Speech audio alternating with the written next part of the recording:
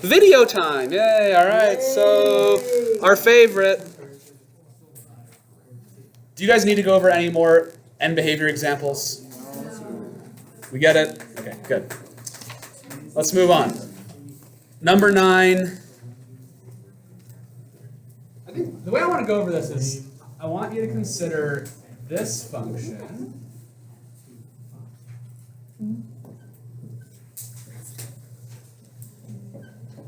And then I also want you to consider this function.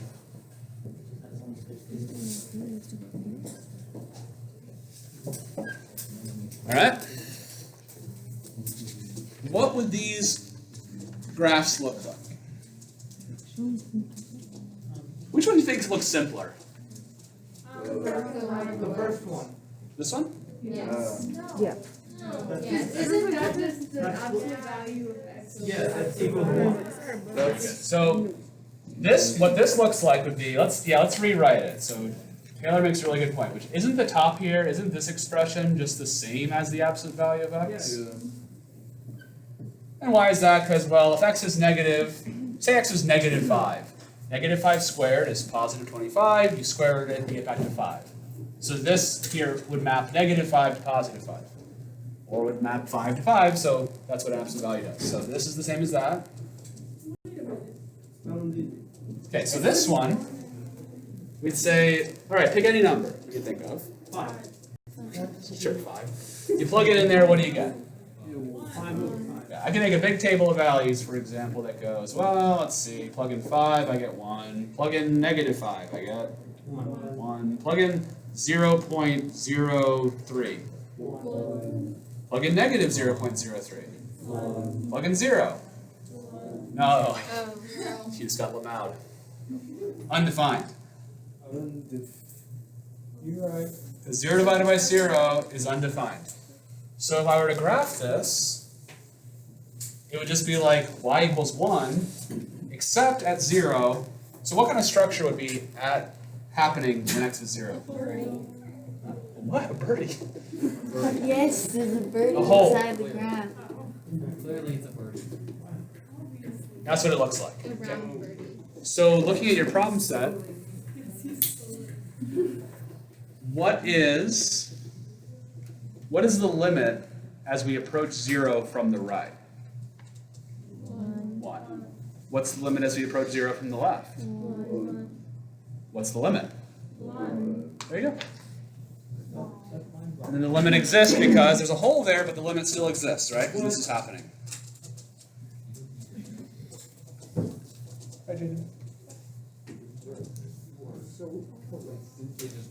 All right, let's look at the next thing.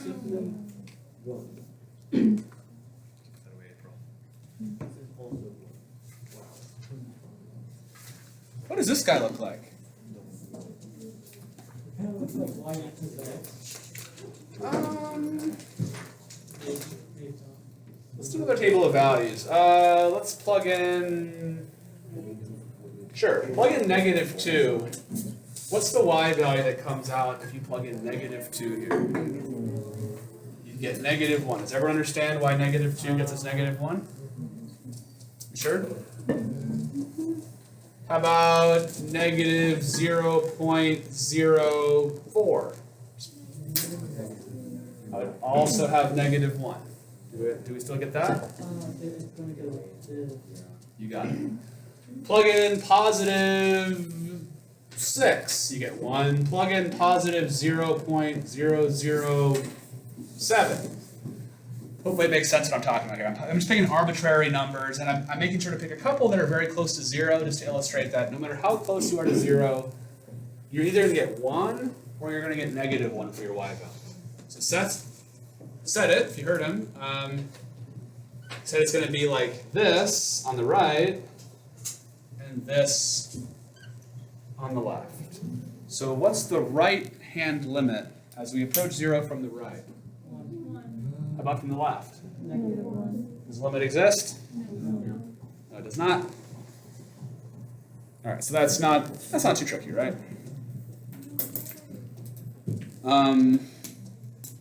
These are on here because this is like one of the few ways you can make a you can make a jump in a function without making a piecewise function. So usually jumps happen in functions when you just arbitrarily, you go, oh, the function follows this rule for x values less than 0, and it follows this different rule for x values greater than 0. That's the next thing we're going to study in this course is piecewise functions.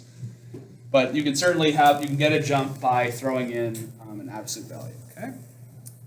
So, let's maybe do one more example. What happens if it's not just an x?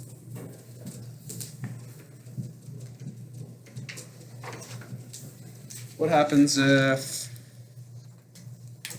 I don't know, let's look at h, for example.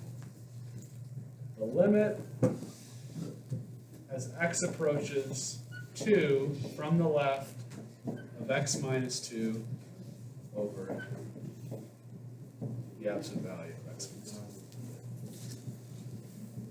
So there's maybe two ways to think about this. One is graphically, one is numerically. So who thinks they know the answer to this one? Anyone? I have an idea. Okay, -1. very good. That's the answer. So why do you think it's -1? Because if it's approaching from the left, then it'll be a negative number. And if it's a negative number, then it'll be like a negative number on top and a positive number on the bottom. Well, Yeah, of the same size. Yeah, it's a great explanation. So hopefully you heard that. Maybe let's pick a concrete example. I totally agree with her there. That makes perfect sense. So let's pick a concrete number just to illustrate the point. What if I plugged in, what's a number to the left of 2? Hunter. Yeah, think of one close, okay? Yeah, I like that. How about a number that's like 1.99? Something like that. That's pretty close to 2, and it's to the left of 2. Okay?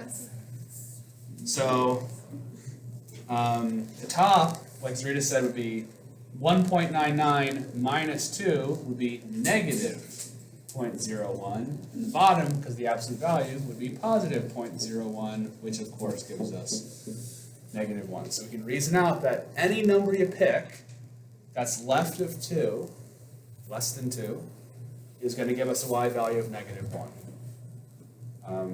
Likewise, any number bigger than 2, if I plugged in 2.01, I would have positive over positive.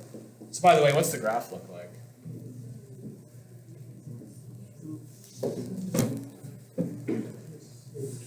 It's the same as before, just shifted to the right 2 units. That's all it is. Cool beans? Make sense?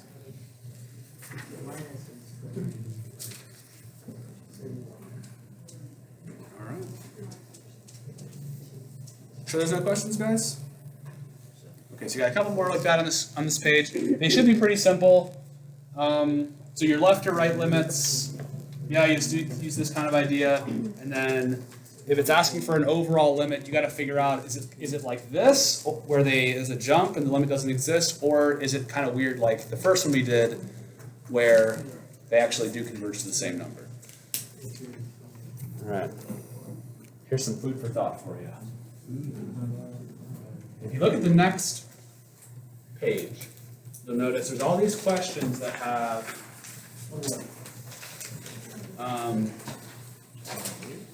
exponents, like exponential e to the x, 2 to the x. But before we get into that, I want you to answer this question. You can choose.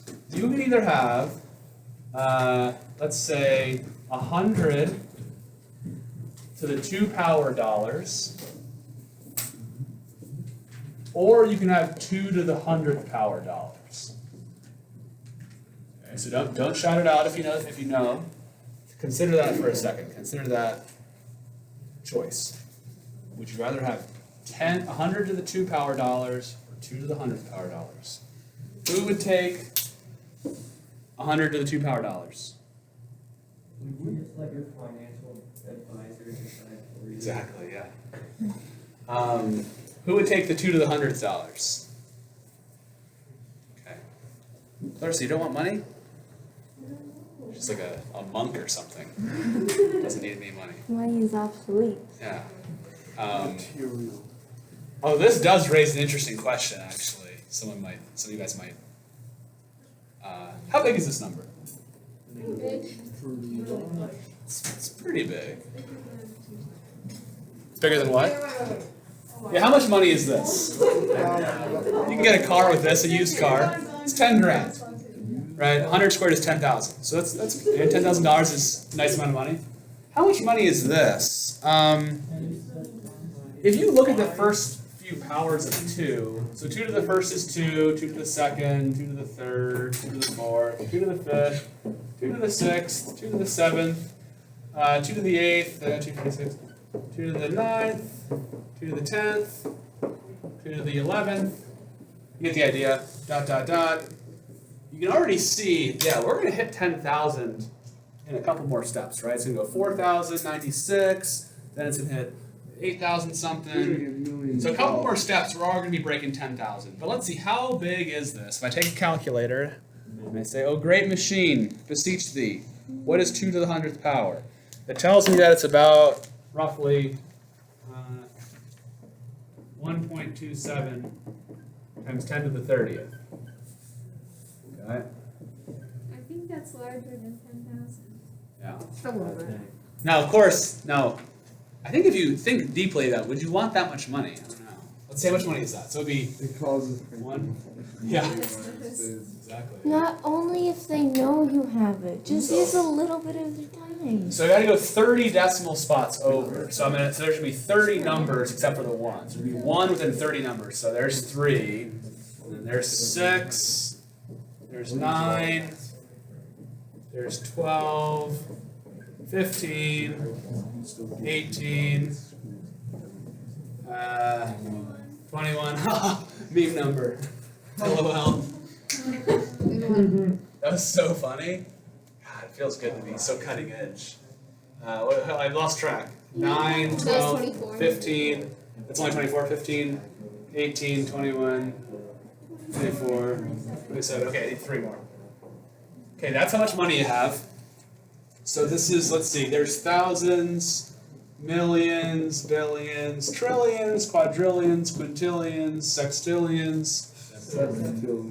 Did I say it wrong? Quadrillions, quintillions, sextillions, septillions, octillions, nonillions. Okay, so. What? How do people know that? Those words? prefixes. They're just numeric prefixes. Yeah, I would take that much money. What non-numeric? I wouldn't say it's that critical to know prefixes like nonillion. It's just something that I happen to know. But I know it. There. So does Hunter. It's too easy. Only if you want to be a cool kid. So anyway, you might have like a hyperinflation situation going on. If you somehow generated a nonillion dollars, it would basically render all currency worthless, or sort of worthless. No, again, you just don't tell anyone you have that much money. That's No true, one knows. yeah. It was all in a bunk. Although, You gotta burn a lot of how much mass is that? I feel like That's a lot of. Yeah, I mean, it would be kind of hard to hide it, but it would be easier. what's the mass? I think actually the mass of the Earth is. What's the mass of the Just get Earth? your own planet to store it on. Okay, but the Earth is only 6 times 10 to the 24th kilograms, so I'm pretty sure this many dollar bills would weigh more than the Earth. You have more money than the Earth has. Then that's easy to Now, hide the if money. they're all We just make $100 money from it. bills. Oh, they're bitcoins. Okay. Or, Yeah. okay, you need to do the thing that you do with eggs, where you like put the 2 holes in it, except for do it with the moon, and then you just like put the money. You And then, like, hollow out the moon. Wait, if you hollow out the Nice. moon, someone will notice though. No. No, you just gotta No, blow it because the out. waves will be affected. Okay, so the idea here that I want to get to is who is bigger? So if x is big, okay, and assuming it's positive, okay, if x is a big positive number, then something like e to the x, how would e to the x compare to like something like x to some power, right? Even x to like the 5th power? Who's going to be bigger? This is going to be way, way, way bigger than this. Okay? Why? So we just showed that, the example we just showed was a number to the 2 power was way less than 2 to that big power. That's the example we just went over with the money. So it extends out to like, there's a bit of a leap here, which is, well, does it really matter if this is a 2? Could it be like x to the 5th power? The same argument would hold. I can show you another example real quick if you want. But just to illustrate the point. And this 2, could it be a different number like e? Remember, guys, what's e roughly? Is about 2. About 2.7. So don't forget that. So here, I'll give you an example here. Let's say x was, let's say, I don't know, 40. It's not even that big of a number, but say 40. Let's compare 40 to the 5th versus e to the 40th. So I need a calculator for this, of course. 40 to the 5th is going to be pretty big. That's a good chunk of money. 102, 4, and then 5 zeros. So it's 102 million, pretty big number. But how about e to the 40th? It's 2.35 times 10 to the 17th. So there'd be 15 more zeros past that 5. So as you can see, that is it's billions of times larger than this. Okay? Does that make sense? Mm-hmm.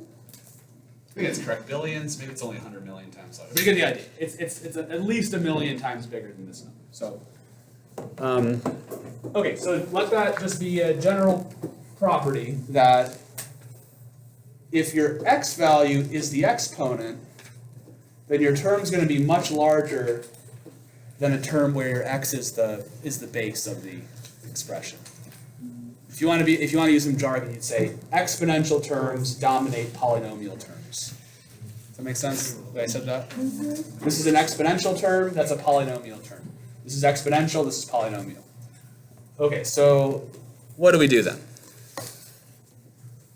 10a is a bit simpler. 10a is just what's the end behavior? This is where it helps to think graphically. Although you don't really have to. What happens to this guy as x gets really big? Yeah. It does not exist because this thing is shooting off to infinity. If you look at a graph, it looks like this, right? Right? Cool beans? What about the limit of e to the negative x? Does not exist. No. This is a decay function. This thing approaches 0.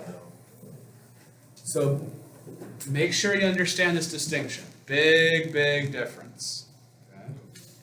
By the way, let me throw one at you that's similar to this. Do you guys see how this is the same pretty much as asking the limit of e to the x as x approaches negative infinity? Yes. Or does that confuse you? What? Nothing. Are you okay with this? Yes. Okay. Again, you can think of this graphically. Go back to the graph of e to the x and say if I go to the left, negative infinity, what am I approaching? 0. All right. If we're feeling good about this, that's good. How about this?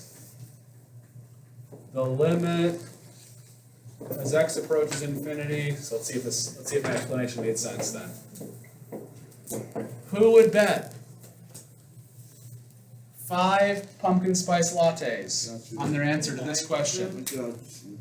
AJ. It's gonna be getting real close to 0.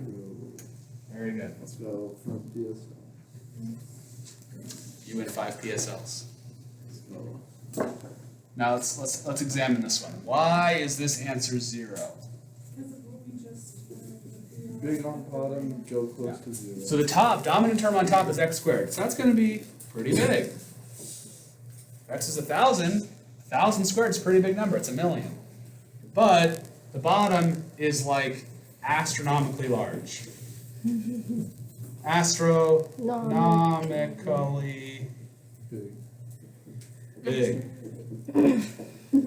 Okay, so this is not obvious, but you have to wrap your head around this idea that yeah, the top's pretty big, the bottom is really big, and so this fraction, if the bottom of your fraction is way bigger than the top, you're going to be approaching 0. So do you feel okay about that? What do we think the answer to f is then? The answer to this one does not exist. So if you go, now if we say, now x is going to be a big negative number. So the top's going to be big, and the bottom, what does 2 to the x do as x gets really, really negative? It's going to be very small. What is that noise? And were you crinkling something? It was the combination of the crinkling and the lawnmower that was like, sounded like some alien spacecraft or something. Oh, yeah. Does everyone understand this one, why the top would be big? Say negative 1,000, right? Negative 1,000 squared would be 1,000,000, big, pretty big. But 2 to the negative 1,000 is going to be very, very, very tiny. And so this guy would be approaching infinity. So the answer to this one would be does not exist. Cool? No? Not cool? I want to go over 1 or 2 more weird ones.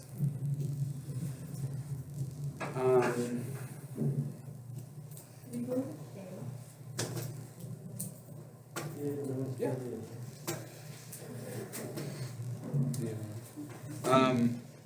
We'll go over k. We'll go over something else and then k. So because k is a little bit more difficult than say g.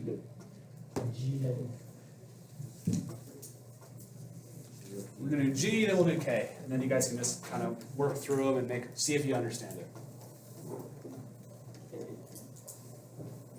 All right. G says, what's the limit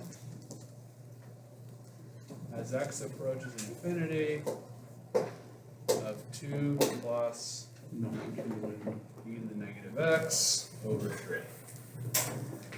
Okay, so what you do is you go to your formula and you say, go to the top and say, are there any terms in here that are exponential? Yes. So you focus in on this. You say, well, what's going to happen? What happens to this term as x gets very large? Yeah, so this term is going to be pretty much 0. So what's the answer? 2/3. Because what's happening here is the top of your fraction, if x is sufficiently big, the top's going to be like 2.000000001 or something like that. It's going to be some number, just 2 plus a really tiny amount. The bottom is 3, and so that number is awfully close to 2/3. That's what the limit is. You feel okay about that? Mm-hmm. All right. So let's look at k.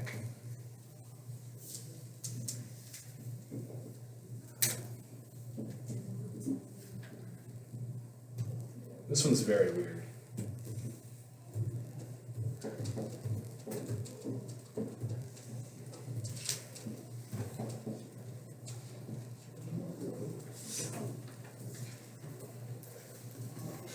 All right. I wonder if anyone can get this one.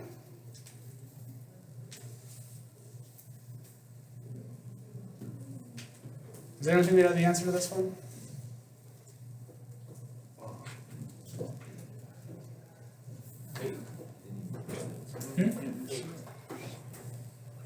Not 8.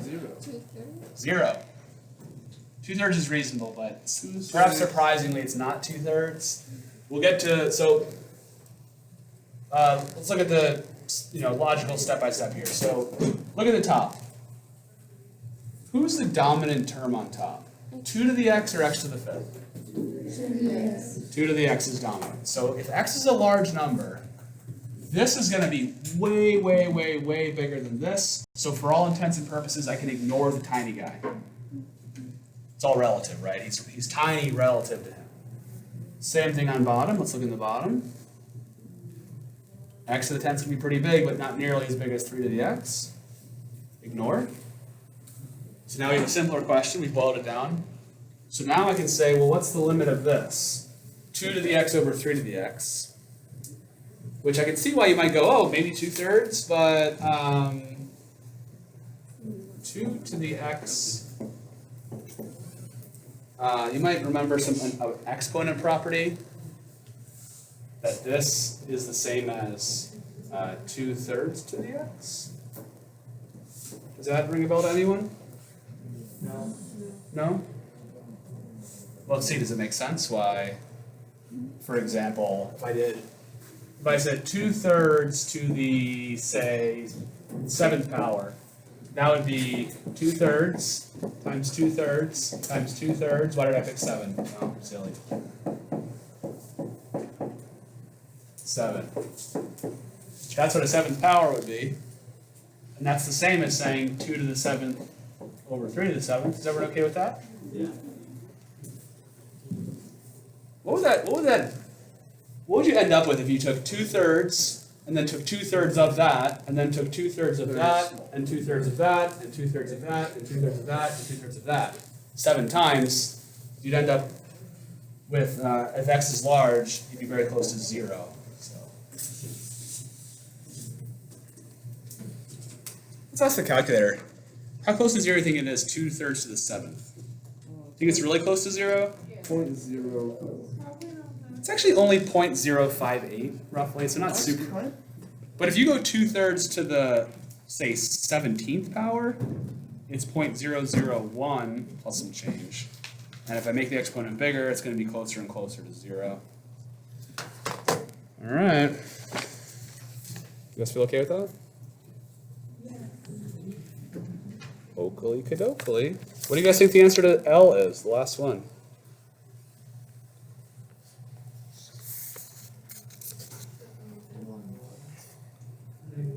-1. Because the top would be, look at the dominant terms. You got e to the x on top. On bottom you got negative e to the x. So if x is really big, you'd have a huge number divided by a huge opposite number on bottom, where the two numbers are the same size, but the top's positive and the bottom's negative. So -1. You guys okay with that? Yes, sir. Yes. All right.